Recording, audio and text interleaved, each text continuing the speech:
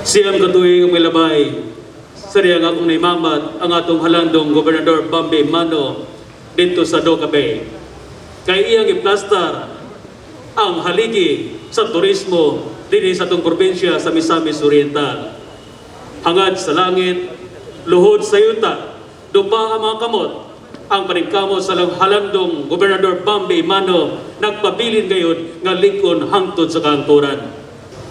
Panitong siyang katuig ang milabay, akong giingnan atong halandong Gobernador Bambi Mano, Gob, agalon, magtanom kita og lubi.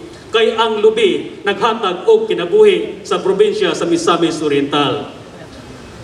Siyang katuig ang milabay, makaigsurong ni Kristo hangtod karon. Sa akong pangidaron karon nga 41 anyos pa, nakataak na ko og sobra 20 na ka mga nasod sa entero kalibutan. Kung niya sa managnason nga magtuan, mangutana gid ako, unsay pinakalami nga bino dinhi ning maong nasod. Dito sa France, Germany, Moscow, Canada, Italy, Pilipinas ang pinakalami kayo nga bino. Kay nganuman makaigsurong ko ni Kristo, ang pinakalami nga bino sa entero kalibutan only in the Philippines.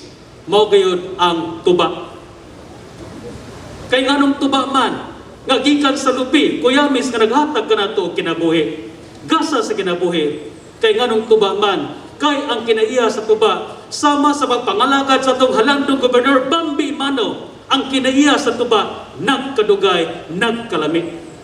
Kasano pa diay, ang tuba gikan sa iyang pagkatungog, hangtod sa iyang pagkabahalina, hangtod sa iyang pagkasuka, wa gyud pagkausik niini. Kini pagsaulog karon nato sa Kuyamis Festival sulod sa siyam na katuig ang milabay, hangtod karon nagpabilin kini katamis sama sa tuba, nagkadugay, nagkalami.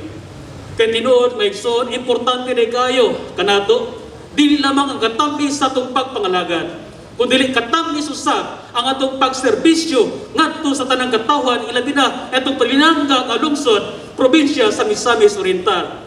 Ngani ang atong amahan, Gobernador Bambi Mano, mo'y naghatag og kinabuhi kay iyang pagpangalagad, nagkadugay, nagkalami.